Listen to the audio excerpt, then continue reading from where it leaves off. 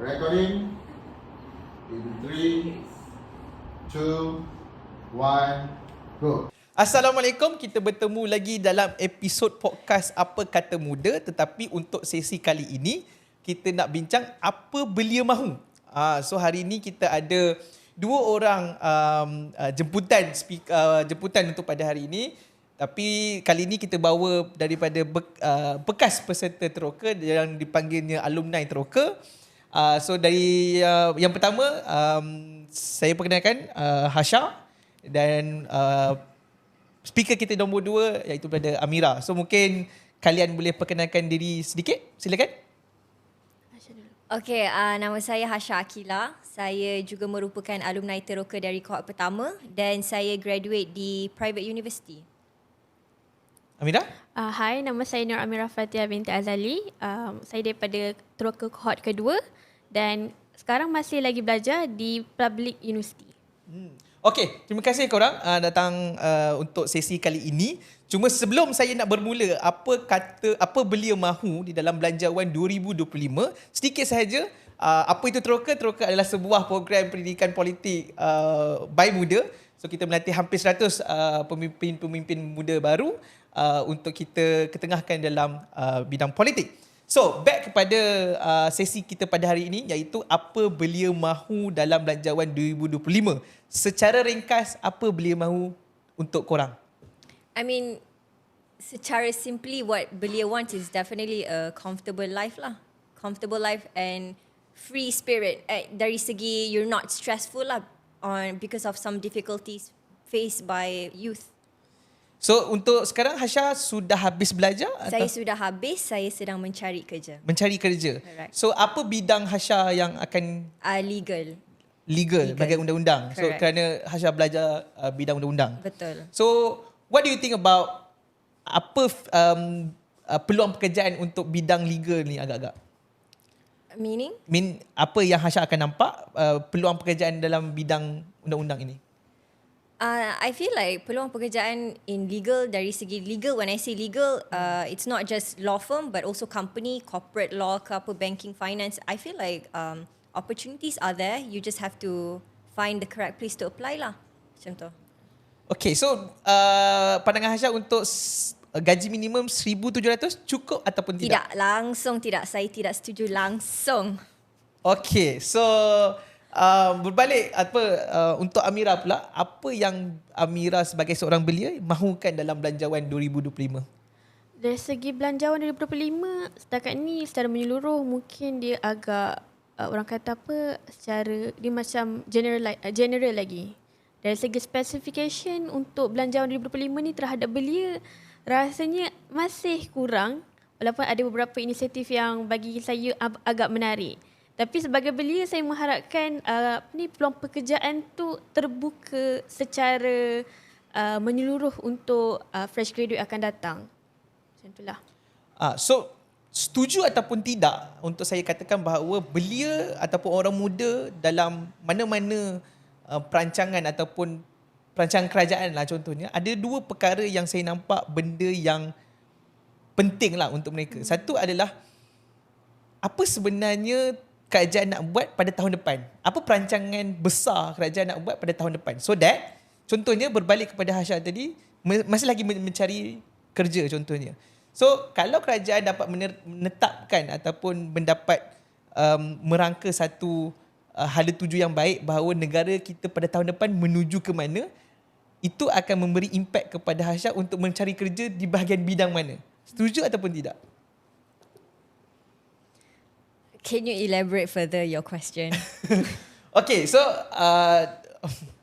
Mungkin untuk soalan tu mungkin kita boleh jawabkan, memandangkan kerajaan pada tahun depan mempunyai pelaburan yang agak menarik sebabkan pelbagai investasi daripada pelbagai syarikat daripada negara macam Microsoft, dan seperti kita tahu nak buka peluang pekerjaan dan membuka company di cawangan mereka di Malaysia. Kat situ secara tak langsung peluang pekerjaan tu ada dan masih cantik untuk fresh graduate pada masa akan datang. Dan secara tak langsung juga Malaysia sekarang akan jadi manpower yang berfokus semiconductor and leading dalam top 5 ataupun top 2 in the world. Tapi benda tu itu untuk saya sebagai pelajar bisnes and major in HR, nampak macam bagus, tapi secara tak langsung benda ni meningkatkan persaingan yang agak tinggi. Sebab kenapa? Bila company luar negara datang kepada negara kita, secara tak langsung peningkatan diversity akan berlangsung. So kemungkinan besar mungkin kita akan bersainglah dengan orang kata apa, expertise daripada luar negara juga. Okay, so selain daripada apa yang kita cakap tadi, apa perkara yang boleh dapat dalam Belanjawan 2025 ini? Sedikit daripada Amira, apa yang boleh dapat? I think salah satu inisiatif kerajaan bagus adalah dari segi peluang keusahawanan. Peluang keusahawanan. Untuk belia. Mungkin, tapi malangnya mungkin ada belia bukan tak cakna, tapi pihak kerajaan mungkin kurang marketing tentang diorang punya usaha. Tak kisah daripada wujudnya Belanjawan 2025 atau tak, tapi peluang inisiatif untuk buat start-up business ke, usahawan ke apa ke, dia macam kurang dipromosikan. Tapi benda tu kalau golongan belia macam saya tahu yang berminat untuk buat bisnes, rasanya benda tu salah satu benda yang baguslah untuk diri kita sebagai belia. So ada satu benda yang kerajaan umumkan pada tahun hadapan Belanjawan 2025 nanti adalah mereka akan implementasikan kembali PLKN 3.0 ya. So secara imbas saya tahu yang korang berdua tak pernah masuk PLKN, betul? Tak. Itu bukan zaman korang, zaman saya. Tetapi secara sepintas lalunya mungkin korang pernah mendengar apa itu PLKN contohnya. So korang rasa PLKN ni bagus ataupun tidak? I mean, for me PLKN dia menarik dari segi aktiviti yang dilakukan. For me, contoh macam belajar guna senapang, stuff like that, self-defense, for me it's interesting. I do want to learn that. But does it serve a purpose? That's a different question. Because I understand that PLKN is more towards macam defending your country. If I learn those stuff, will I be able to defend my country? I don't know. So again, to answer your question, do I agree with it? I don't know. I have different point of views. I like the idea of joining PLKN. Will it serve a purpose? That is a different question lah. Amira? Kalau for me, dia ada a good thing juga, di mana dia akan, like zaman sekarang kita tahu kan masalah isu Gen Z yang orang kata tak beradab, tak berdisiplin.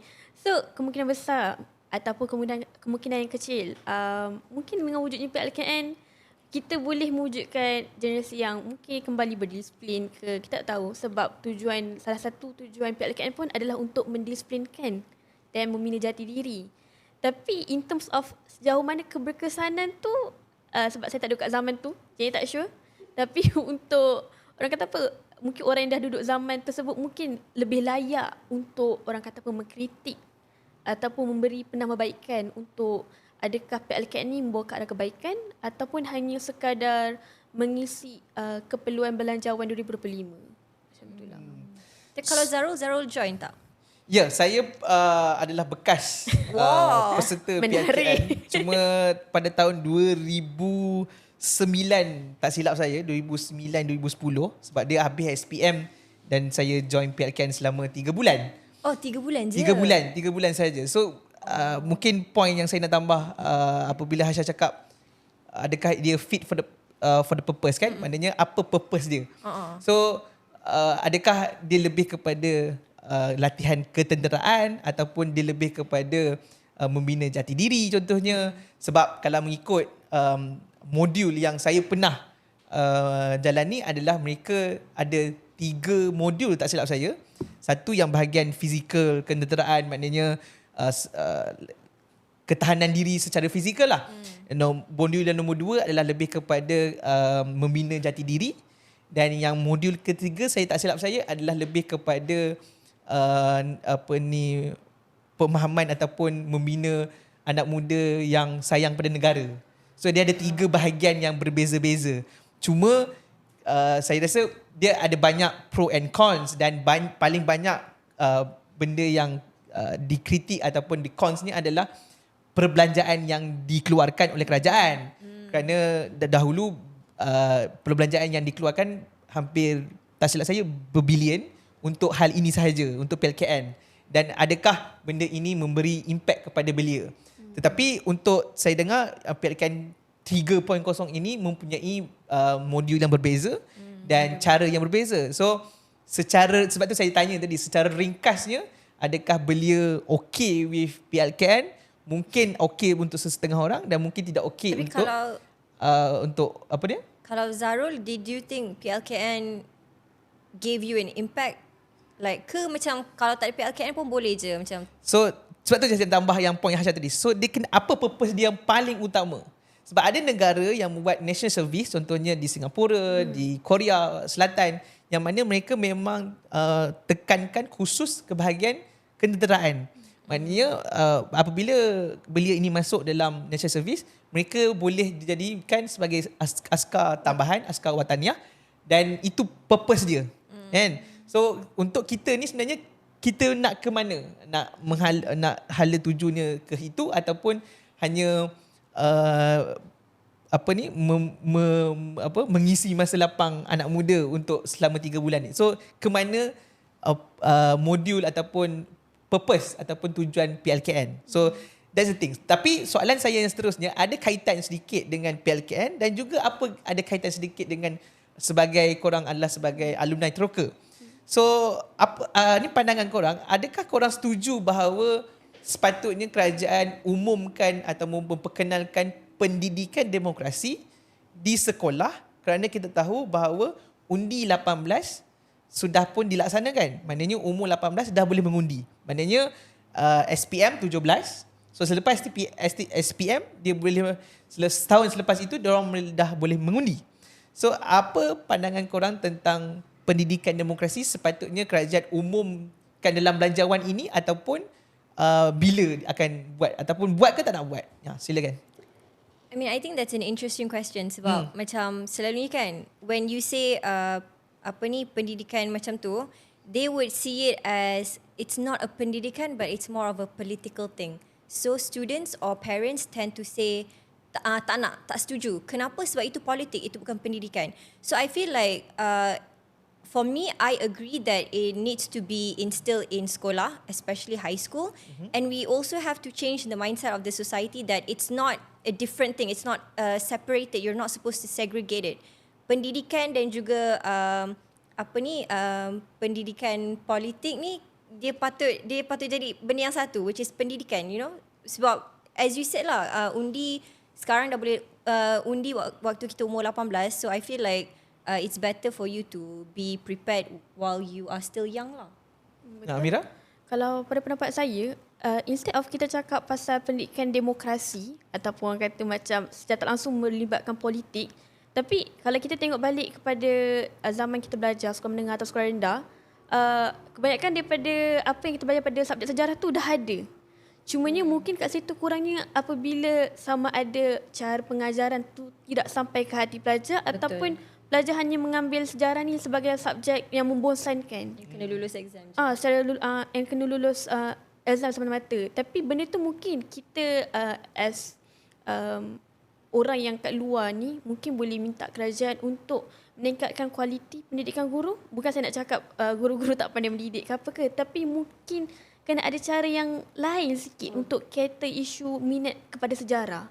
Tapi I have to agree with Amira lah. Sebab I feel kan, kalau subjek sejarah je, mesti bosan gila. Tapi if you actually look at the content, it's actually interesting tau.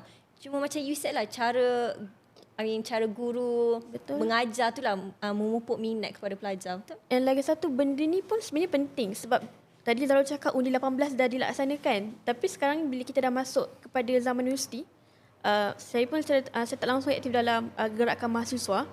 Dan bila kita tengok gerakan mahasiswa ataupun pelajar-pelajar daripada universiti, awam lah terutamanya kan. Kenapa saya highlightkan isu universiti awam adalah kerana universiti awam ni secara tak langsung daripada syukai rakyat juga. So sayang sebab kalau daripada universiti awam tak berbakti kepada masyarakat. And pelajar universiti awam sendiri pun ada yang tak berminat untuk mengambil kisah pasal isu semasa negara yang sepatutnya diorang menyumbang kepada komuniti. So mungkin instead of kita cakap pendidikan demokrasi atau pendidikan politik apa ke, mungkin subjek sejarah perlu ditekankan macam mana subjek bahasa Melayu dapat peluang ataupun subjek STEM yang sentiasa diagung-agungkan oleh ramai pihak lah. Kalau nak berjaya, STEM kena dapat ni, matematik kena dapat A. Mungkin macam tu juga kita kena pandang subjek sejarah.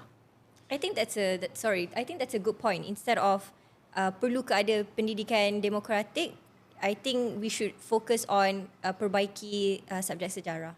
Ya, cuma kalau katakan kita hanya menambah baik pendidikan sejarah contohnya, tetapi adakah dia akan memberi pendidikan bagaimana untuk kita memilih pemimpin?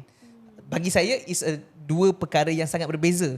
Contohnya dalam sejarah memang kita hanya belajar parti-parti politik yang ada dalam negara, contohnya apa sistem negara contohnya. Tetapi dalam pendidikan politik, pendidikan demokrasi yang mana bagaimana maknanya kalau kita belajar, kita tahu bagaimana cara untuk mengundi.